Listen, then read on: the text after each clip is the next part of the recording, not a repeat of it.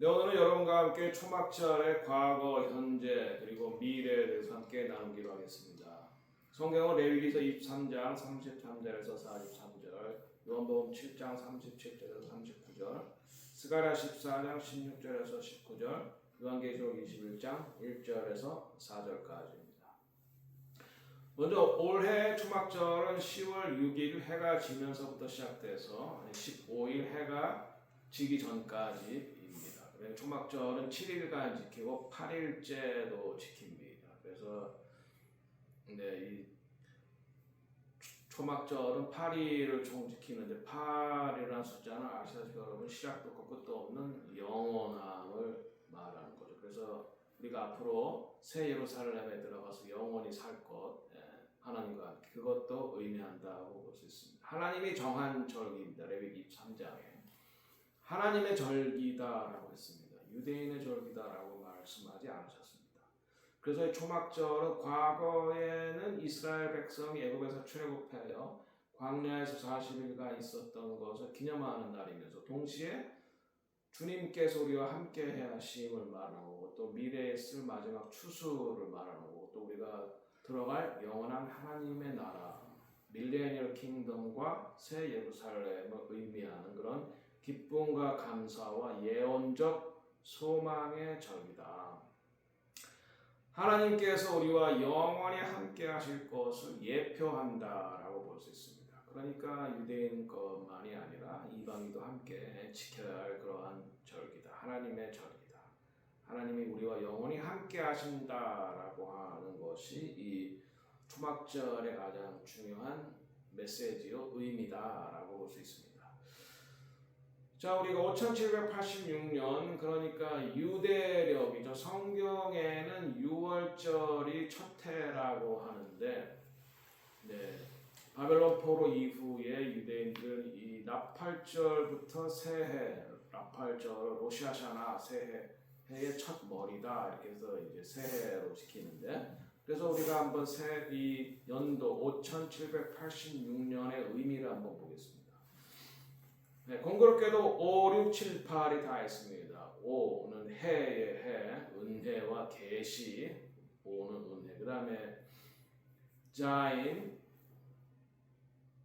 자인은 완성, 7번이면 완성이라는 말도, 안식이라는 말도 있고 또 전쟁이라는 의미도 있습니다. 전쟁 이후에 안식이 있는 거죠. 그 다음에 헤트는 새 출발, 8은 새 출발, 그리고 영원. 제가 오늘 아침에 공교롭게도 새벽에 꿈에 제가 새로운 아이를 키우는 그런 제 아이를 낳아가지고 키우는 그런 꿈인데 해석은 이렇습니다. 제가 이 나이에 다시 아이를 얻는 건 아닌 것 같고 새로운 사역이 시작이 된다. 그런 의미로 저희가 받아들였습니다. 새로운 사역. 지금 저희가 모라비안 폴에서 8년째 지금 사역을 하고 있습니다. 2018년부터 8, 9, 10, 11, 12, 13, 14, 15 그러니까 만 8년이 지나고 이제 9년 차에 들어가는데 그래서 하나님께서 새로운 시작을 하신다. 하는 그런 그 다음에 6은 이 바보는 못이라는 거죠. 그러니까 연결한다는 거예요. 십자가. 예수님께서 십자가를 통해서 하나님과 인간을 연결시켰다는 그런 의미가 되겠습니다. 예를 들어 5786년의 의미는 하나님의 은혜로 하나님의 백성이 영적 전쟁을 지나 안식하며 새 출발로 나아가며 하나님의 계획에 연결된다. 그리고 80년, 이 80은 패가 이제 이 80이라는 숫자값이 80. 숫자값은 히브리어 단어 하나에는 다 숫자가 있거든요. 게마트리아라고 해서 1부터 10까지 또 20부터 그다음에 100까지 그다음에 200, 300, 400. 그래서 이제 맨 마지막에 알레부터 맨 마지막 타보는 400이라는 숫자가 되는 거죠. 예언적 선포와 연결 그리고 하나님 뜻에 정렬된다는 것이 5786년의 의미가 되겠습니다. 척 피어스라고 하는 미국의 선지자 중에 한 사람은 이 5786년을 확장과 확립의 해다 이렇게 선포하였습니다. 경계를 자신의 경계, 바운더리를 만들고 약속을 주장하는 그런 해다. 그리고 미래를 위한 기초를 놓는 시기다. 그런데 이 의미가 저의 사역과 정확하게 아이를 낳는 것을 통해서 맞아떨어졌습니다. 그러니까 지금까지는 사역의 이제 기초를 놓았고 8년 동안 이제 9년부터 새로운 사역이 시작이 된다. 두 번째는 계시와 정렬, 하나님의 뜻에 우리의 삶을 맞춰. 우리가 하나님의 뜻에 우리를 정렬시키려면 하나님께서 정하신 것에 우리 자신을 정렬시켜야 됩니다. 하나님은 세 가지를 정하셨어요. 하나님의 사람, 이스라엘, 유대인. 그 다음에 하나님이 정한 장소, 예루살렘. 그리고 하나님의 정한 시기, 사박, 안식일과 절기. 이 하나님이 정한 것을 그것은 유대인을 위한 것뿐만 아니라 인류의 구원을 위한 것이기 때문에 우리가 그것에 맞추어야 됩니다. 우리 자신을. 하나님은 우리에게 맞추는 것이 아니라 우리가 하나님의 뜻에 정렬되어야 하나님께 쓰임받고 하나님의 뜻을 알 수 있다. 바브는 모세가 그랬죠. 연결과 보호와 덮개 그리고 예언적 선언 권세 있는 선포를 하는 해입니다. 선포. 왜냐하면 지금 80이 폐계이기 때문에 선포를 한다. 자, 그래서 우리가 초막절은 과거, 현재, 미래의 의미를 우리가 알아야 되는데 초막절은 무엇을 기념하는 것이냐? 이스라엘 백성이 애국에서 나와서 광야에서 40일을 천막 생활을 했는데 그 가운데서도 하나님께서 먹이고 입히시고 보호하셨다는 것을 기억하는 겁니다. 레위기 23장 42절 43절 하나님의 임재가 우리의 참된 거처, 숙소가 되는 것입니다. 아무리 좋은 집이 있고 아무리 궁궐에 살아도 하나님께서 임재하지 아니하시면 거기에서는 기쁨과 평강을 얻을 수가 없다는 것이죠. 그리고 우리 인생은 장막과 같은 것이고 템포러리 우리의 인생은 정한 기간이 있다. 근데 그 인생이 날아가는 것 같다. 순식간이다. 눈 깜짝할 새. 그러니까 하나님과 동행하는 것이 인생의 본질. 우리가 영원에 잇대어서 살아가야 되기 때문에 이 땅에서의 삶은 순간적이다. 초막절의 현재는 예수 그리스도와 우리가 예수 그리스도를 통해서 우리가 영원에 잇대어 살아간다는 것입니다. 요한복음 7장 37절 39절 예수님께서 말씀하셨습니다. 누구든지 목마르거든 내게 와서 마셔라. 나를 믿는 자는 성령의 이름과 같이 그 배, 성경의 이름과 같이 그 배에서 생수의 강이 흘러나리라. 우리가 예수 그리스도의 보혈을 통해서 죄사함 받고 예수님과 동행하는 삶을 사는 것을 통해서 항상 힘을 공급받고 새 생명을 공급받아서 영원에 들어간다는 것이죠. 실질적으로도 초막절의 행사의 마지막 7번째 날은 호산나 라바에서 제일 큰 날, 이날 바로 실로암에서 물을 길어서 성전 앞에 제단에 물을 붓는 그런 예식을 했는데 바로 그때 예수님께서 말씀하셨습니다. 누구든지 목마르거든 내게 와서 마셔라. 예수 그리스도만이 우리에게 생수를 주시다. 그래서 7째 날 호산나 라바 제일 큰 날이다라고 했고 그 다음 날이 초막절은 8일까지 있습니다. 8이 영원이라고 했죠. 새로운 시작과 영원. 쉐미니 아짜렛이다. 이 8이란 우리가 초막절, 그러니까 인간의 그 6,000년과 밀레니얼 킹덤 7,000년이 끝나고 우리가 새 예루살렘에서 이 땅에 하늘의 예루살렘과 이 땅의 예루살렘 합쳐지는 이 새 예루살렘 들어가서 우리가 영원히 하나님과 거한다. 그러니까 우리의 최종 궁극적 구원의 완성은 새 예루살렘에서 이루어진다. 그러니까 우리가 지금 구원의 여정 속에 있는 것입니다. 예수의 보혈로 죄사함 받고 예수님과 동행하면서 영원한 새 예루살렘에 들어가서 하나님과 예수님과 함께 산다. 그리고 이제 이 쉐미니 나자렛에서 끝나면 신차 토라, 이 토라의 사이클, 토라의 기쁨이, 토라의 사이클이 다시 돌아가는 것입니다.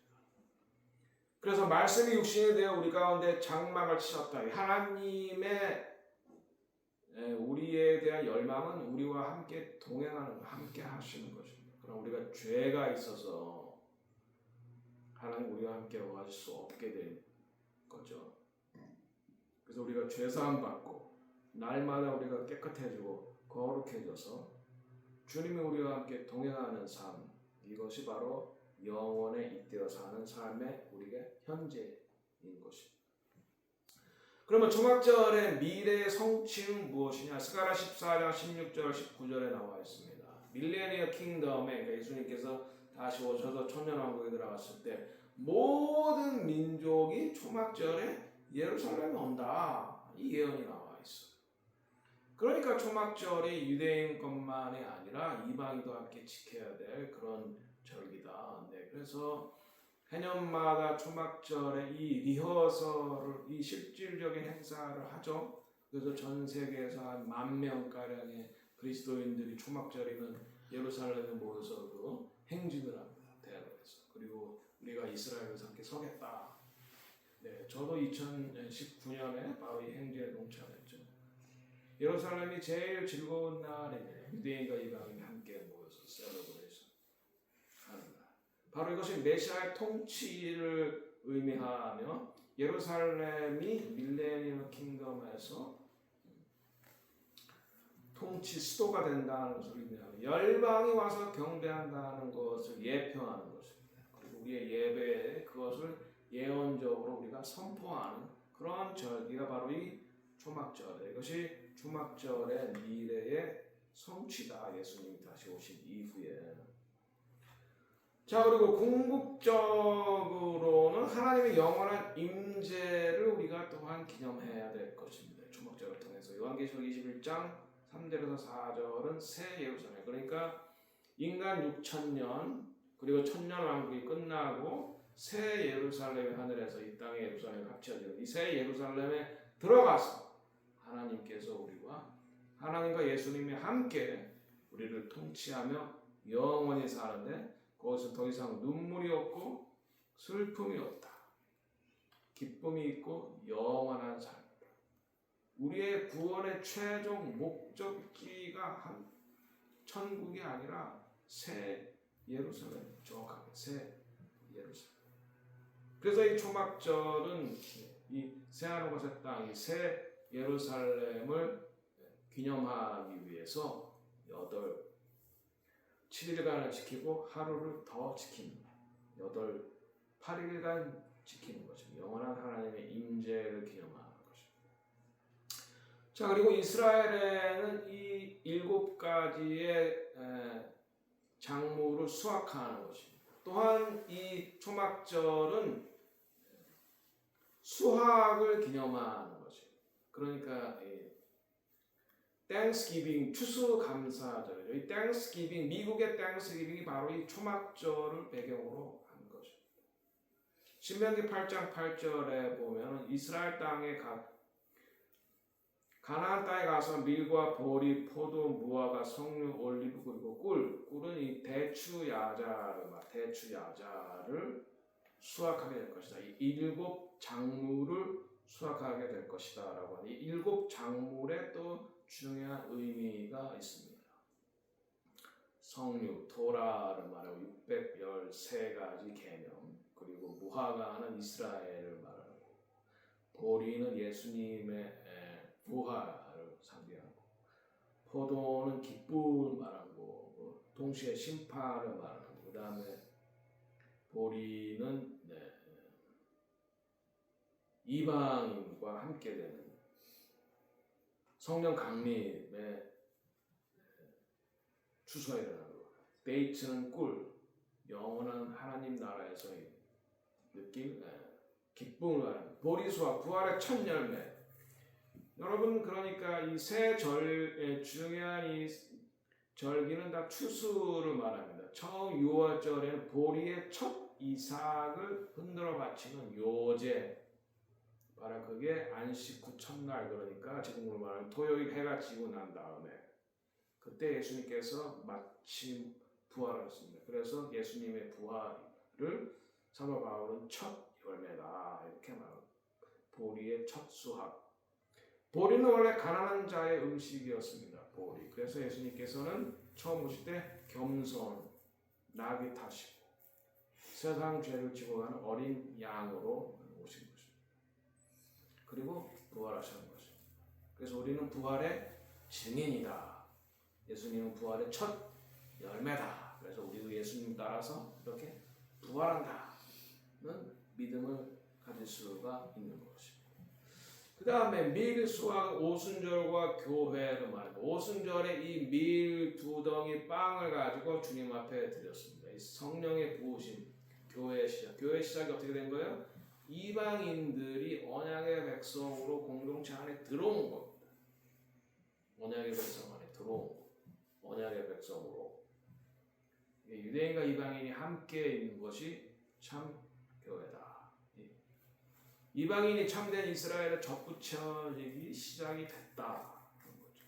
우리는 생명의 빵으로 오신 예수 그리스도를 말하는 것이 바로 이 밀수확을 말하는 거죠. 그 다음에 포도수확. 포도는 우리에게 기쁨을 줍니다. 포도주를 마시면 이렇게 기쁨이 있죠. 새 포도주. 기쁨이 있는 거예요. 기쁨을 말하는 거예요. 그러나 또한 요한계시록 보면 진노의 포도주 틀을 밟는다. 그러니까는 우리의 주님의 신도들에게는 기쁨입니다. 그러나 주님을 믿지 않는 자들에게는 심판이에요. 심판. 그래서 요한계시록에는 진노의 포도주 틀을 밟는다. 포도주를 만들 때는 포도주 틀에서 포도를 으깨야 되거든요. 그런데 진노의 포도주 틀을 밟는다. 이것은 뭐예요? 예수를 믿지 않는 사람들은 마지막에 알곡과 가라지, 추수 때 알곡과 가라지를 동시에 잘라서 알곡은 곡간에 들이고 가라지는 불에 태우는 겁니다. 그러니까 동시에 기쁨이고 동시에 예수님을 구주로 영접하지 않은 자들에게 심판의 날이니까 진노, 하나님의 진노가 임한다. 그러니까 우리가 이것을 위해서 회개하고 준비해야 돼요. 기쁨과 심판을 바란다. 그 다음에 무화과 수확은, 무화과는 이스라엘을 가리키는 겁니다. 제가 며칠 전에 그래서 무화과를 사다가 우리 집 뒤에다가 심었어요. 그러면서 이제 이스라엘을 축복하고 무화과를 수확하고 또 무화과가 굉장히 맛있습니다. 이 무화과는 이스라엘 상징하는데 2번의 수확이 있습니다. 6월절이 아니라 6월에 수확을 하고 그다음에 늦은 무화과는 9월 말에 수확을 합니다. 2번의 수확이 있어요. 바로 이 2번의 수확이 뭘 말하냐? 첫 번째 수확은 바로 1세기 오순절에 유대인, 그때 당시에 한 5만 명이 주님께로 돌아왔다고 하는데 지금 이스라엘에 한 5만 명 정도가 있는데 그거보다 더 마지막 때 대추수는 더 엄청난 추수니까 두 번째 수확 9월 달에 수확이 훨씬 더 풍성한 추수입니다. 그러니까 훨씬 더 많은 유대인들이 돌아옵니다. 바로 하나님께서 우리를 이 2번째 무화과 추수를 위해서 일꾼으로 부르시고 계시는 겁니다. 한국 민족. 우리 한인은 마지막 때 이스라엘을 주님께로 돌이켜야 될 사명이 있는 나라입니다. 중요한 사명이죠. 마지막 추수를 마무리할 그런 나라. 그래서 1948년 이스라엘은 2000년 나라를 잃었다가 새롭게 탄생했고 이때부터 마지막 때에 시계가 째깍거리기 시작하고 이 유대인들이 마지막 때에 바르코바 샤마도나 찬송하리로다 주의 이름으로 오시는 이여 할 때 주님께서 다시 오시기 때문에 우리 이 한인들의 이 이스라엘을 회복시키는 사명은 무엇보다 중요하다라고 할 수 있습니다. 그 다음에 성류 수확이 있습니다. 성류는 풍성함과 거룩함을 말합니다. 성류 안에 성류는 그걸 깨서 그 안에 있는 씨를 먹는 거잖아요. 성류 씨가 613개. 얼마 전에 한 번 쳤는데 613개가 되더라고요. 613개 쓰니까 600개에서 이렇게 왔다 갔다 하는데. 이 토라의 명령이 바로 613개라고 합니다. 그러니까 토라라고 말하면은 크게는 성경을 말하지만 모세의 오경, 모세가 쓴 책들 창세기, 출애굽기, 레위기, 민수기, 신명기를 이 토라라고 합니다. 이 안에 있는 계명이 613개인데 그 중에 긍정적인 계명, 하라, 이렇게 하라, 안식일을 지켜라, 이런 명령이 248개, 하지 마라, 살인하지 마라, 가늠하지 마라, 이런 부정적인 개념이 365개, 이렇게 해서 613개라고 합니다. 그래서 이 대제사장의 옷에 이 성류 장식이 있고, 성류는 성령의 열매, 그리고 거룩한 삶, 풍성한 삶, 우리가 예수 안에서 성령으로 풍성해질 때 우리가 이렇게 많은 열매를 맺고 하나님의 말씀을 따라 살아갈 수가 있다. 그 다음에 올리브 수확이 있습니다. 올리브는 성령의 기름 부으심, 성령의 능력을 말하는 거죠. 기름 부으심, 빛과 치유, 능력. 이 스가랴서에 보면 이 두 감람나무에서 기름을 받아가지고 불꽃이 피고 있습니다. 그거는 이스라엘과 이방의 연합을 상징하는 것입니다. 두 감람나무. 로마서 11장에 참 감람나무 이스라엘, 돌 감람나무 이방인. 그래서 돌 감람나무의 가지를 꺾어서 참 감람나무에 접붙였을 때 이 참 감람나무로 살아나고 이것이 하나가 되었을 때 온전한 열매가 맺어지는데 그 열매가 하나님 앞에 기쁘게 쓰임받을 수 있다. 그러니까 교회는 이스라엘만으로도 온전하지 않고 이방인만으로도 온전하지 않고 마지막 예수 안에서 하나 됐을 때 돌 감람나무 열매는 많이 맺는데 그것을 쓰기에는 부적합해요. 참 감람나무는 너무 오래돼서 열매를 맺지 못해요. 그래서 이 돌감람나무의 가지를 끊어서 참 감람나무에 접붙입니다.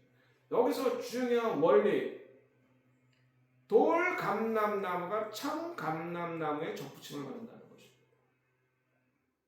그러니까 유대인들, 하나님께서 아브라함과 이삭과 야곱에게 주신 언약에 이방인이 참여하는 거지, 이 유대인이 이방인에게 참여하는 게 아니다라고 하는 것입니다.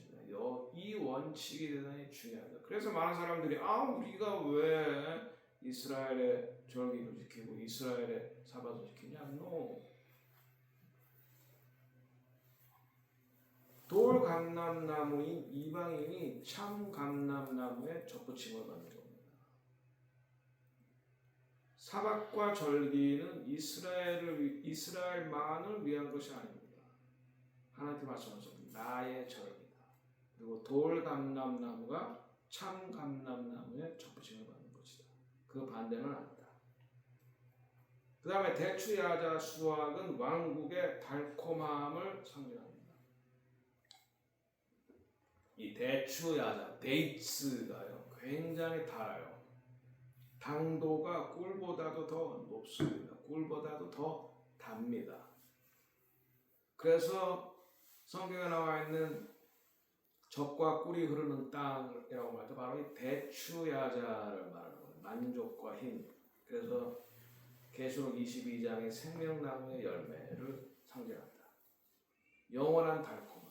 메시아의 왕국에서 누릴 영원한 달콤함.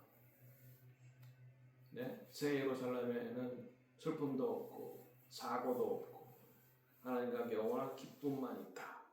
이 나라에서 우리가 다시 만나자. 그 나라가 우리의 영원한 목표입니다. 그 나라에서 만나는 거죠. 우리가 예수 믿는 것이 예수 믿고 천당이 아니라 예수 믿고 새 예루살렘, 영원한 새 예루살렘. 주님과 함께, 하나님과 함께 있는 이 메시아 왕국에서의 달콤함을 말합니다. 자, 그래서 우리는 마지막 때의 대추수를 위해서 우리가 부름을 받았습니다. 마태복음 9장 37절 38절 영혼의 수확이 있다. 이때는 알곡과 가라지가 다 추수가 되는 겁니다. 알곡은 모아서 곡간에 드리고 하나님의 나라에 가고, 가라지, 하나님의 나라, 예수님을 믿지 않거나 하나님의 나라에 방해되었던 자들은 영원한 불에 떨어지게 되는 거죠. 지옥, 심판의 수확. 그러니까 기쁨의 수확이 있고 심판의, 영혼의 수확이 있고 심판의 수확. 우리는 지금 그 시대에 살고 있습니다. 우리는 이제 그것을 다윗의 장막 모라비안 폴의 장막만 그것을 지금 준비하고 있는 것입니다. 24시간 주치를 기도회를 통해서 완유맨 공동체를 통해서 완유맨 프레하우스를 통해서 결론적으로 초막절의 메시지 과거의 이스라엘 백성과 하나님께서 임재하셨다. 현재는 예수 그리스도 안에서 유대인과 이방인이 함께 생수와 하나님의 예수님의 임재 지금 우리와 동행하시는 것 그리고 미래의 예수님께서 이스라엘의 왕이요 만왕의 왕으로 우리의 신랑으로 오셔서 우리를 밀레니얼 킹덤으로 인도하시고 우리를 영원한 새 예루살렘으로 인도하실 것이다.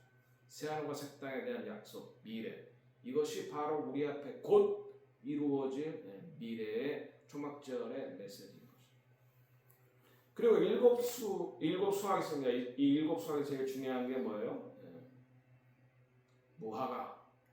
무화과의 이스라엘의 마지막 추수가 가까웠다. 그리고 우리 올리브, 우리 감람나무, 우리 이방인이 원 감람나무에 접붙임을 받는다. 그리고 우리에게는 종말의 수확을 위해서 하나님께서 우리를 부르셨다. 마지막 대추수를 위해서 하나님께서 우리를 부르셨다. 24만 4천 이제 곧 두 증인의 사역이 시작된다고 했습니다. 바로 이 두 증인 사역의 가장 중요한 것이 이스라엘의 구원 또 열방의 마지막 추수입니다. 그래서 우리 다윗의 장막은 24시간 주 7일 한세 사람 유대인과 이방인이 함께 하는 기도의 집 그리고 한세 사람 공동체 유대인과 함께 이방인 유대인 그리고 체로키 이방인이 함께하는 한세 사람 기도의 집 그리고 그 한세 사람 공동체 그리고 마지막 때 유대인 박해를 피하기 위한 피난처 지금 엔티세미티즘이 아주 심각하죠. 유럽은 거의 엔티세미티즘 이제 미국도 곧 이 반유대주의로 인해서 유대인들이 박해를 받았다. 그래서 그분들을 위한 피난처를 준비하는 사역을 준비하고 있습니다. 이것이 바로 초막절에 하나님께서 우리에게 주시는 메시지인 것입니다. 기도하겠습니다. 하나님 아버지 과거에